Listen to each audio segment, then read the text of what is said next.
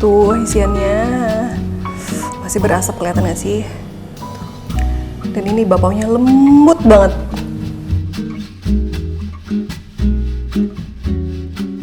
Hai, gue Amel, gue bisa ngomong, dan gue bukan orang Thailand. Oke, jadi hari ini pas banget di luar lagi hujan gede. Hari ini gue akan bikin sesuatu yang anget. Jadi buat kalian yang lagi mencari kehangatan atau pengen makan yang anget-anget, bisa nonton sampai habis. Nah, kali ini gue akan bikin salah satu menu dimsum kesukaan gue. Bukan siomay, bukan hakau, bukan juga ceker. Nah, ini menu dimsum namanya char siu pao, bakpao daging yang isi daging merah gitu kalau kalian tahu.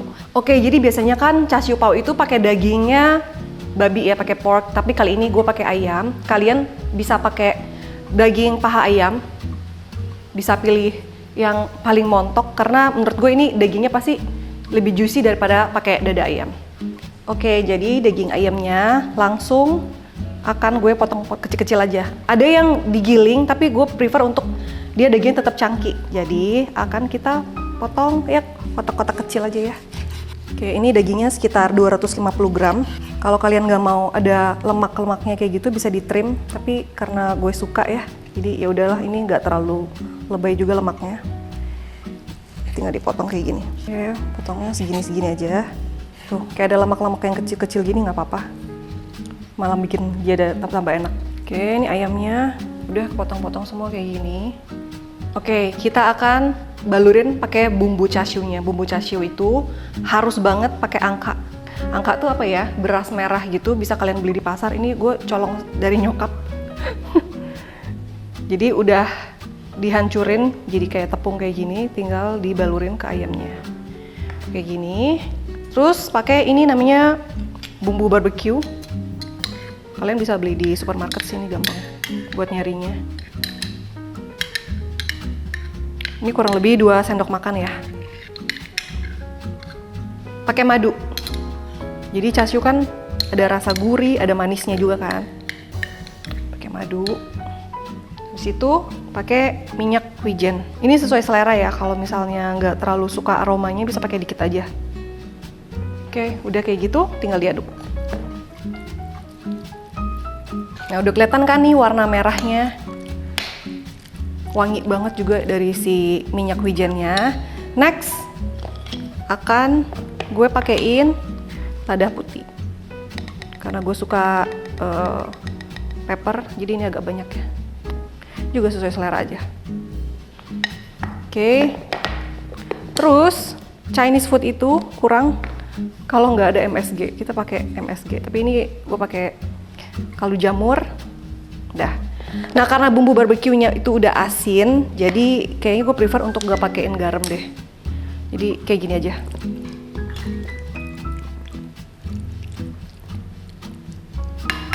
Nah, setelah udah rata semuanya, ini akan kita diemin di kulkas selama kurang lebih 2 jam.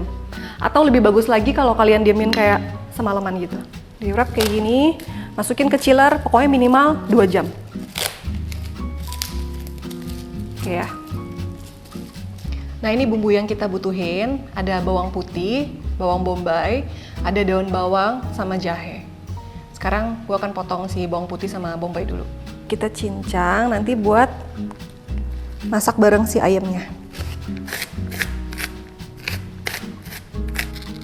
Udah segini aja. Next kita cincang bawang putih.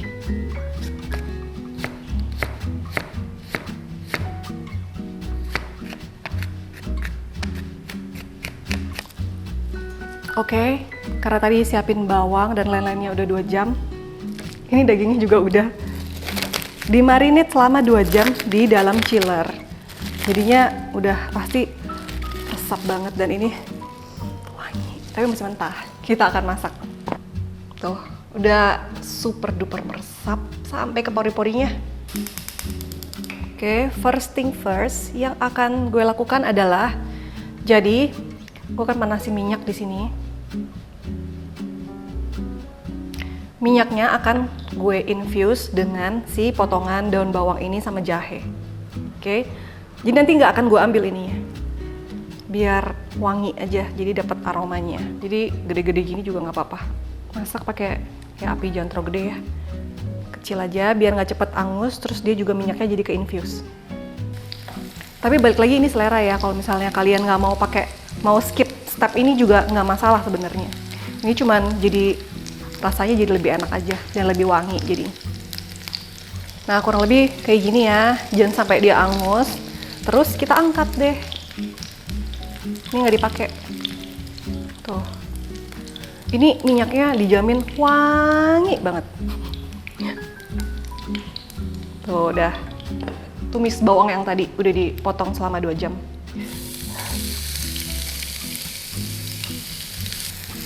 Tumis sampai dia agak layu. Baru nanti kita masukin si daging. Nah udah lumayan, bawangnya juga udah wangi banget. Masukin ini.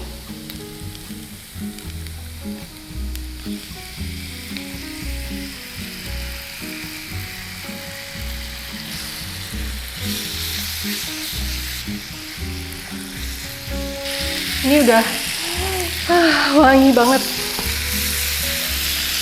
Udah kayak gini, masukin air. Nah, kayak gini. Kita masak sampai si airnya ini reduce.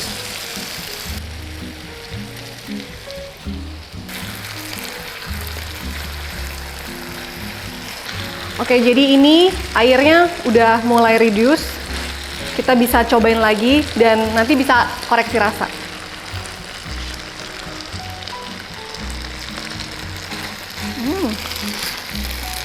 Udah deh, ditambahin garam dikit aja. Oke. Nah, setelah kayak gini kita masukin larutan maizena biar lebih kental dia. Nah, jadi nanti buat jadi isian tuh nggak akan bleber kemana-mana. Ini air dingin ya, jangan air hangat. Terus ya kurang lebih segini lah. Tepung maizena kita larutin. Tadi langsung deh dituang.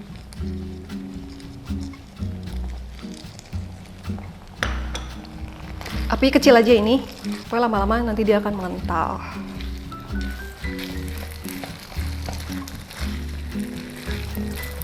Tuh ya, kelihatan udah menggumpal gini, udah mengental. Nanti kalau dia dingin akan lebih ini lagi. Udah deh, matiin api, kita diemin.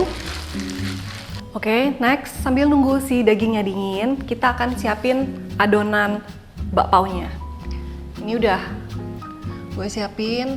Ada 2 jenis tepung di sini. Yang pertama ada tepung pau. Kalian bisa beli di toko bahan kue, tinggal bilang aja mau buat bikin bakpao. Dia warnanya juga lebih putih, lebih halus, dan gue campur sama tepung terigu protein rendah. Jadi tepung paunya masuk, terus tepung terigu protein rendah masuk, sama gula pasir. Dan jangan lupa kalau bikin bakpao harus ada double acting baking powder biar dia ngembang. Ada lagi yang penting ini. Jadi buat bikin pao ini kalian bisa pakai ragi, tapi di sini gue pakai ragi khusus bakpao. Jadi bungkusnya bakalan kayak gini. Bisa juga beli di toko bahan kue, pasti ada. Oke, ini ragi. Gue pakai setengah pack ya buat ini. Nah untuk liquidnya gue pakai ada susu sama air dingin. Oke. Udah, tinggal di pulen aja.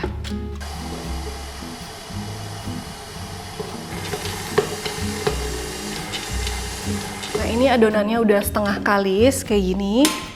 Baru dimasukin garam dan minyak. Garam dikit aja. Kenapa garam nggak di depan? Karena garam itu bisa membunuh si ragi. Jadi takutnya jadi nggak ngembang dan nggak bekerja. Jadi kenapa garam tuh selalu terakhir? Dan ini juga gue pakai minyak. Kenapa? Kenapa bukan butter? Karena biar adonannya tuh plain aja rasanya gitu loh. Kayak kita masukinnya dikit-dikit aja sih sebenarnya. Setengah dulu. Terus lanjut kita ulen lagi.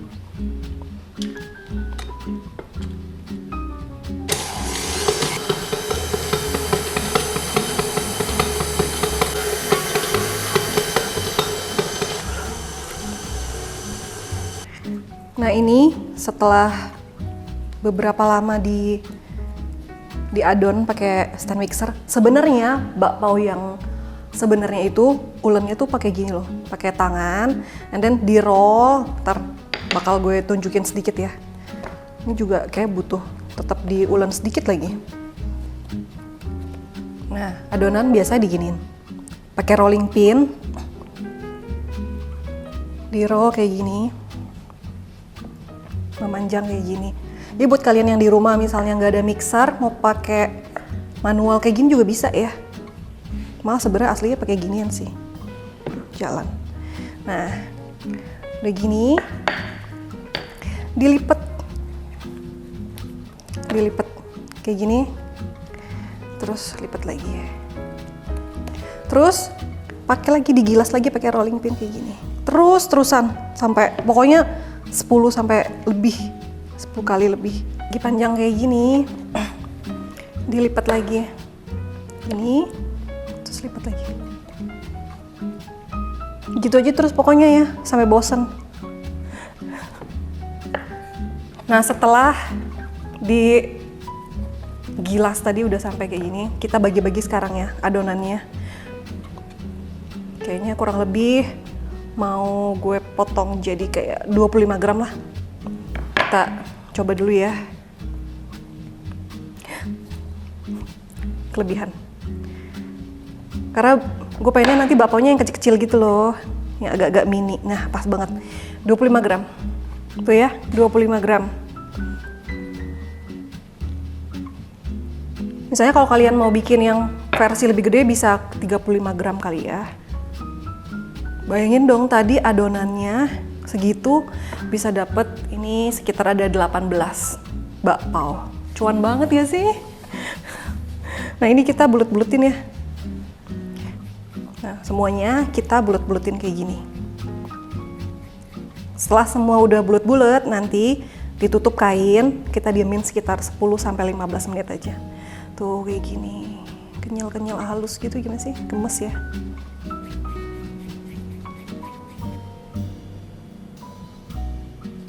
Ini udah jadi sebagian kayak gini, biar dia nggak kering. Ini gue tutup kayak gini aja ya. Jadi sambilan nunggu yang lain dibuletin, ini ditutup aja. Oke, jadi ini semuanya udah gue bulet-buletin dan udah resting selama 10-15 menit.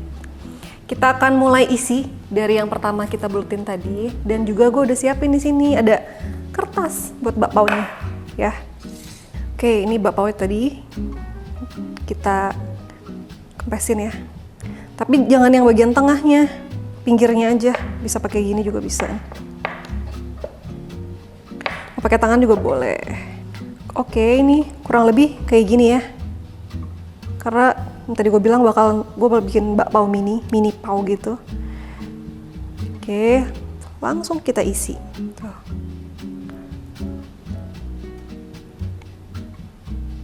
Kayak gini. Ini akan gue bentuk jadi bentuk bakpao yang gue sering makan pas masih kecil gitu loh. Ini jadi nanti hasilnya dia bakalan merekah, bakal mekar gitu. Nah kita akan bentuk dia jadi kayak segitiga kayak gini. Jangan lupa nih dikunci. Tuh bentuk jadi nih, tuh jadi kayak gini ya kurang lebih. Aku tidak ahli bakpao ya. Tuh.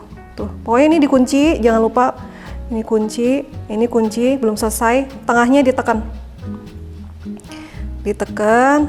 terus dia kan bentuknya kayak bulat gitu ya, baru ini dijadiin satu, tuh, ini ditemuin, tiga-tiganya ditemuin kayak gini, gitu, udah gini, kunci semuanya, jadi nanti pas mateng dia tuh mekar gitu loh, ya. Taruh di atas kertas bakpaonya kayak gini. Oke. Make sure ini rapat ya. Udah jadi kayak gini. Oke, ini akan kita tutup pakai plastik wrap sebentar, sekitar 45 sampai 1 jam biar dia ngembang baru dikukus. Oke. Tutup. Ini udah kurang lebih 45 menit. Kalian bisa diemin lagi kayak sampai 1 jam juga boleh. Ini udah siap kita masukin ke kukusan. Nah, tipsnya adalah kalau mau kukus bakpao, itu pastiin airnya mendidih dulu. Udah mendidih kayak gini, kita matiin apinya bentar. Kenapa? Itu tujuannya biar nanti kulit bakpaonya tuh bagus, mulus, terus nggak kena uap-uap si uap air ini. Oke, sekarang kita taruh bakpaonya ya. Semoga bagus dan bisa buat jualan. Taruh sini. Oke, mungkin kayaknya muat sekitar 5 dulu kali ya, biar dia nggak berhimpitan kayak gini. Udah, kita tutup. Dan tutupnya juga harus pakai kain biar uapnya nggak netes ke permukaan bakpao. Nah, kita kukus selama kurang lebih 10 menit ya. Pokoknya jangan lupa ini tutupnya harus pakai kain kayak gini biar uapnya nggak netes ke permukaan bakpao.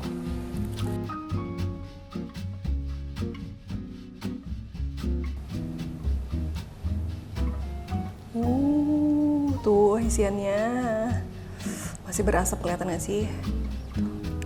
Dan ini bakpaonya lembut banget.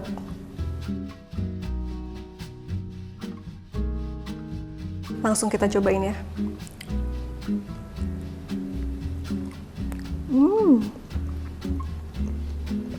Lembut banget ini adonan paonya. Udah gitu rasa gurih, asin, rasa dari daging cacunya pas banget, enak. Kayak bisa deh langsung minggu depan gua open PO.